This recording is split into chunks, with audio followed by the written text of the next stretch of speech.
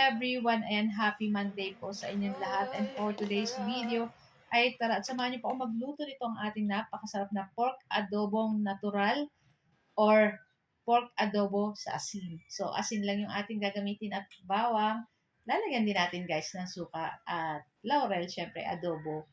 So napakasarap nitong ating lulutuin kaya kung di nyo pa natatry yung ganito, itry nyo na po at talagang sobrang sarap po nito. Ayan na nga sa ating kawali, naglagay lang po ng asin at pamintang durog, saka laurel.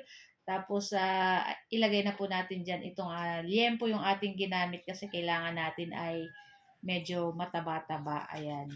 So, napakasarap po nitong ating adobong natural. Dahil, bihira po kami makapagluto nito kasi pangit naman po pag aaraw-arawin mo yung ganitong ulam.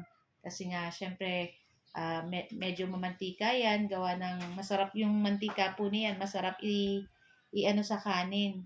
Ayan. So, hindi mo mapipigilang hindi kumain. Kaya dapat pagkakain po ng ganito, bibihira lang din. Pero napakasarap po nito lalo kung may atsara kayo or sausawa na suka na maraming sibuyas.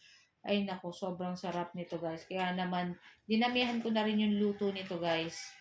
Ayan, so hihintayin lang natin mag-brown-brown yung ating pork dyan. At pag nag-brown na guys, saka natin maglalagay ng suka. Ayan.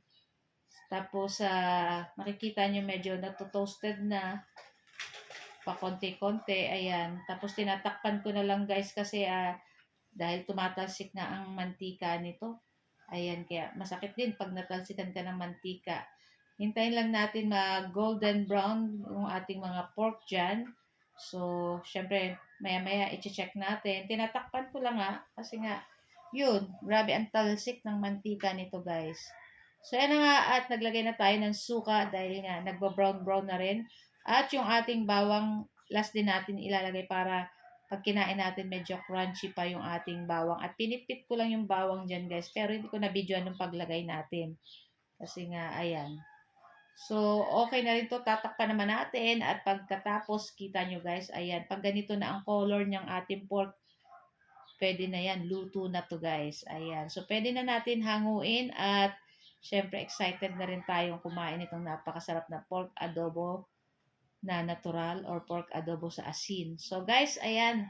I-try nyo na yung ganitong luto at sobrang sarap. Ito lang po ang ating video today.